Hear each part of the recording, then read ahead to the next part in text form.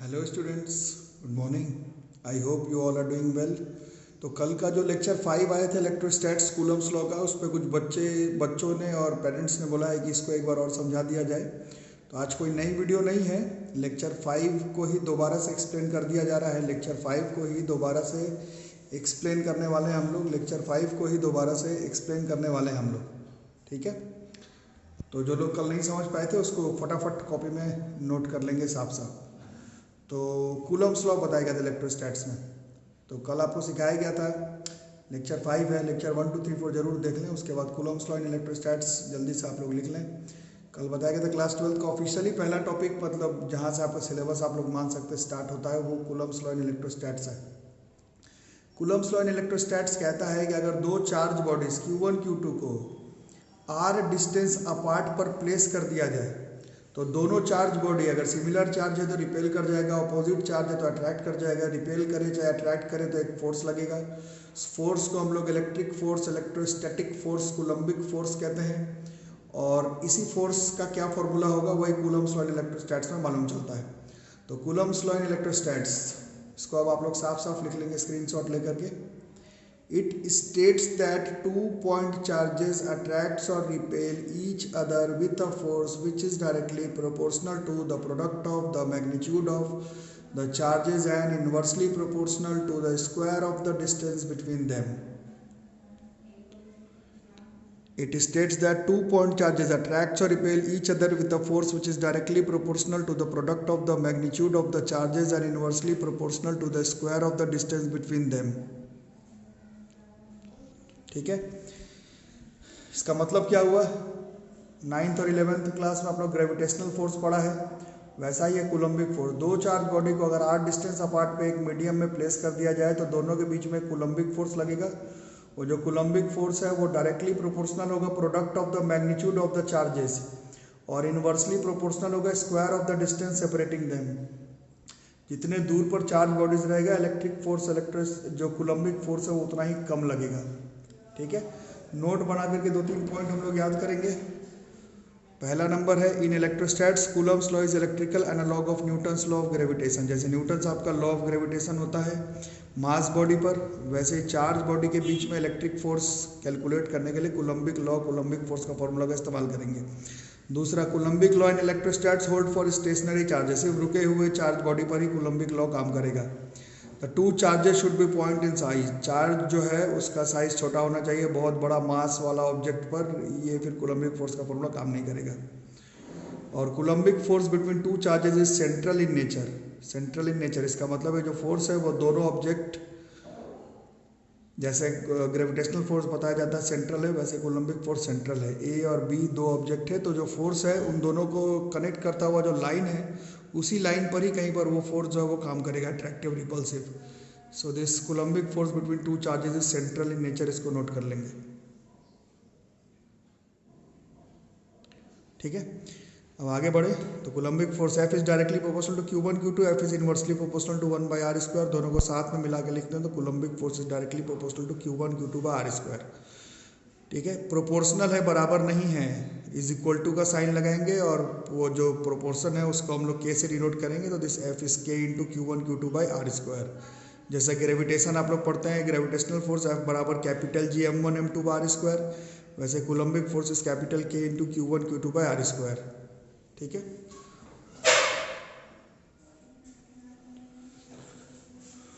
तो नोट बना करके इस चीज को हम लोग फिर से याद कर लेंगे। K को कहते हैं हम लोग कांस्टेंट ऑफ प्रोपोर्शनैलिटी। ये जो K की वैल्यू है वो डिपेंड करता है कि किस मीडियम में आपने दो चार्ज बॉडी को रखा है। यहीं पर ये ग्रेविटेशनल फोर्स से अलग है, क्योंकि gravitational constant capital G universal constant पूरे यूनिवर्स में सेम होता है, बट ये जो K है कूलम्बिक फोर्स का कांस्टेंट ऑफ प्रोपोर्शनैलिटी, ये डिपेंड करता है कि किस मीडियम में आपने दोनों चार्ज ऑब्जेक्ट को प्लेस किया हुआ है। एयर में पुट करेंगे तो अलग आएगा, वाटर में पुट करेंगे अलग आएगा, माइका में पुट करेंगे तो अलग आएगा।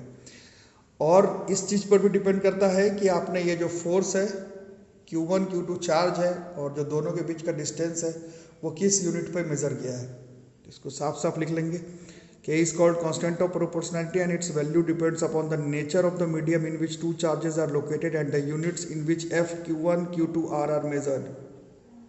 साफ साफ करके इसको लिख लेंगे। ठीक है, अब आगे चले। तो अभी जैसे बताया गया के की वैल्यू डिपेंड करता है कि आपने किस यूनिट पर मेजरमेंट लिया है फोर्स का, Q1 Q2 और R का। तो अगर स्टैंडर्ड इंटरनेशनल यूनिट में बात करें तो यूनिट अगर ऐसा यूनिट ले लें और दोनों चार्ज को प्लेस कर दें एयर वैक्यूम पर। कल के वीडियो में बताया गया था आपके सिलेबस में 99% क्वेश्चन जो है वो चार्जेस को एयर वैक्यूम में ही प्लेस किया गया है। Standard international unit when the two charges are placed in air vacuum, तो इस के की वैल्यू जो है that will be 1/4 pi epsilon nought epsilon nought epsilon nought epsilon nought epsilon not. K is 1/4 pi epsilon nought, where epsilon not is called absolute permittivity of free space. तो ये जो vacuum वाला force है वो force था के Q1 Q2 bar square, but इसको बिल्कुल अगर वैक्यूम में करते हैं तो this will be 1/4 pi epsilon naught Q1 Q2 by R square. अब इस एप्सिलॉन नॉट की वैल्यू फ्री स्पेस वैक्यूम पर एक्सपेरिमेंटल है, याद करना पड़ेगा। दिस इज 8.854 इंटू 10 की पावर -12 कूलम स्क्वायर पर न्यूटन पर मीटर स्क्वायर। इस के की वैल्यू है 1/4 पाई एप्सिलॉन नॉट। ये एप्सिलॉन नॉट का वैल्यू है 8.854 इंटू 10 की पावर -12 कूलम स्क्वायर पर न्यूटन पर मीटर स्क्वायर। एप्सिलॉन नॉट के की नहीं, के की value is 1/4 pi epsilon not. 1/4 into 3.14 into 8.854 into 10 की पावर -12, इसको कैलकुलेट सेल्फ कर लेंगे, it will comes out to be 9 into 10 की पावर 9 न्यूटन मीटर स्क्वायर पर कूलम स्क्वायर। सिंपल सी भाषा में बात करें तो वैक्यूम एयर में कूलम्बिक फोर्स जब दो चार्ज बॉडी को प्लेस किया जाए r डिस्टेंस अपार्ट पर, तो हम लोग इसी फॉर्मूला पर सारा न्यूमेरिकल बना लेंगे। एफ वैक्यूम इज 9 इंटू 10 की पावर 9 इंटू Q1 Q2 का r स्क्वायर, और ये आंसर फोर्स का न्यूटन में आएगा। एप्सिलॉन नॉट का डायमेंशन, एप्सिलॉन नॉट का फॉर्मूला आप लोग देख रहे हैं, डायमेंशन निकालेंगे तो this comes out to be m-1 l-3 t पर पावर 4 a पर पावर 2। क्लास 11 में बताया गया है डायमेंशन का ज़्यादातर क्वेश्चन में एप्सिलॉन नॉट का इस्तेमाल किया जाता है, बट जेईई मेंस 2013 में सिर्फ epsilon not absolute permittivity of free space का डायमेंशन पूछा गया था। Dimension of epsilon not is m पे पावर -1 l पे पावर -3 t पे पावर 4 a पे पावर 2। स्क्रीनशॉट ले सकते हैं।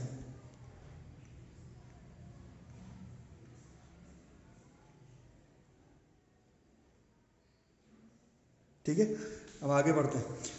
फोर्स का फॉर्मूला देख लिया है एयर में, वैक्यूम में 9 इंटू 10 की पावर 9 Q1 Q2 का r स्क्वायर। अब करना क्या है, Q1 Q2 का मैग्नीट्यूड को सेम मान लेते हैं, Q1 भी Q, Q2 भी Q, R को मान लेते हैं 1 मीटर अपार्ट, प्लेस कर देते हैं दोनों चार्ज बॉडी को वैक्यूम में।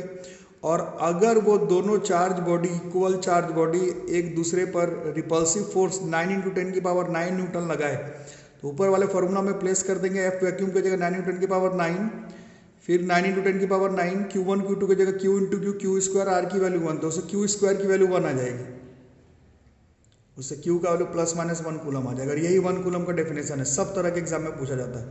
1 coulomb is defined as that charge which repels an equal and similar charge with a force of 9 into 10 की power 9 when placed in vacuum air at a distance of 1 metre from it.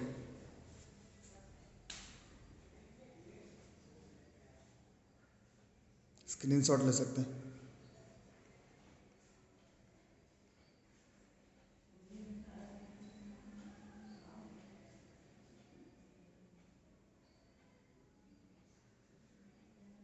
ठीक है, उसके बाद relative permittivity, बहुत important topic है। इस relative permittivity को हम लोग कहते हैं डाइलेक्ट्रिक कांस्टेंट।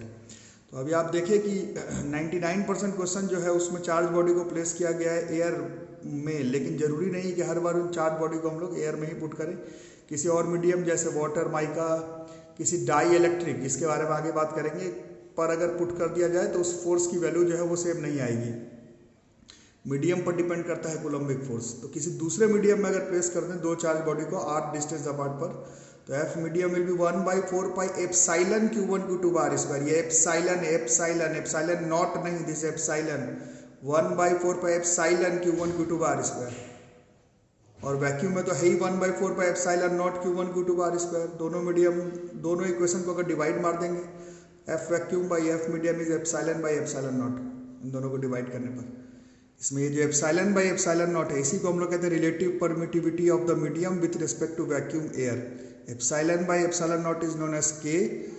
क्लियर कट है कि इसको आप कांस्टेंट ऑफ प्रोपोर्शनैलिटी वाले के से मिलाएंगे नहीं, ये डाइलेक्ट्रिक कांस्टेंट वाला के है।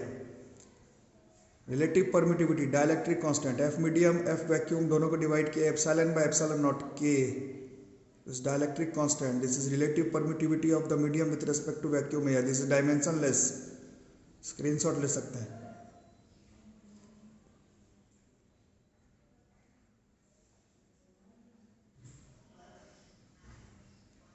ठीक है। तो इससे हमारे पास क्या आ गया, F vacuum by F medium, epsilon by epsilon not की वैल्यू के, तो F vacuum by F medium is के, तो F medium is F vacuum by के। ठीक है। तो किसी दूसरे मीडियम में जब कूलम्बिक फोर्स निकालना पड़ेगा तो हम लोग क्या करेंगे, पहले कूलम्बिक फोर्स निकाल देंगे वैक्यूम पर, जिसका फॉर्मूला बोर्ड पर आपको लिखवाया गया था, और उस मीडियम के डाइलेक्ट्रिक कांस्टेंट के साथ डिवाइड मार देने पर ही उस मीडियम के डाइलेक्ट्रिक कांस्टेंट की वैल्यू अगर प्लेस करते हैं तो उस मीडियम में जो कूलम्बिक फोर्स है वो पता चल जाएगा, F vacuum by K is dielectric constant. इसका वैल्यू आपको याद नहीं करना है, but as a class 12th student vacuum air की डाइलेक्ट्रिक कांस्टेंट की वैल्यू 1, वाटर की डाइलेक्ट्रिक कांस्टेंट की वैल्यू 80 से 81, ये थोड़ा बहुत आइडिया होना चाहिए। वैसे तो वैल्यूज़ गिवन रहेंगे सब तरह के एग्जाम में, बट वाटर और एयर का आप लोग याद रखेंगे। जैसे कि कूलम्बिक फोर्स वाटर में निकालना पड़े दो चार्ज बॉडी के बीच में, तो हम लोग क्या करेंगे, उसी कूलम्बिक फोर्स को हम लोग वैक्यूम में निकाल देंगे, जैसे निकालते हैं 9 इंटू 10 की power 9 Q1 Q2 bar square, और उसको 80 डाइलेक्ट्रिक कांस्टेंट ऑफ वाटर के साथ डिवाइड कर देंगे। ठीक है। समरी में बात करें तो अगर दो चार्ज बॉडी को प्लेस किया गया वाटर इंस्टेड ऑफ एयर उतने ही डिस्टेंस अपार्ट पर, तो इलेक्ट्रोस्टैटिक फोर्स उतना नहीं लगेगा जितना एयर में लग रहा था, बल्कि 1/80 टाइम्स हो जाएगा, मतलब कम हो जाएगा। इसका मतलब है सबसे ज़्यादा जो है कूलम्बिक फोर्स एयर वैक्यूम पर था, वाटर में प्लेस करेंगे तो कूलम्बिक फोर्स लगेगा चार्ज बॉडी के बीच में, बट एयर वैक्यूम के कंपैरिजन में 80 टाइम्स कम हो जाएगा। ठीक है। सब चीज़ को आप लोग लिख लेंगे, फिर से स्क्रीनशॉट ले सकते हैं। This is Coulomb's law in इलेक्ट्रोस्टैट्स।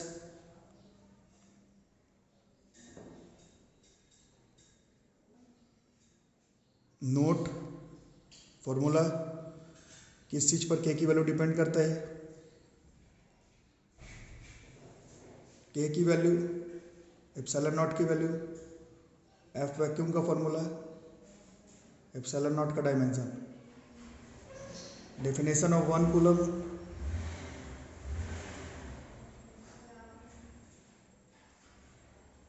Relative permittivity, dielectric constant, same चीज़ है, डायमेंशन लेस है, एयर वैक्यूम पे वैल्यू 1, वाटर पर 80।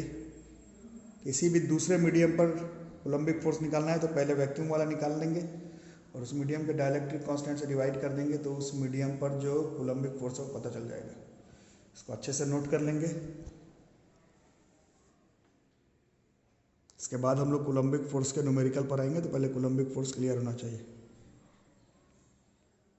Thank you.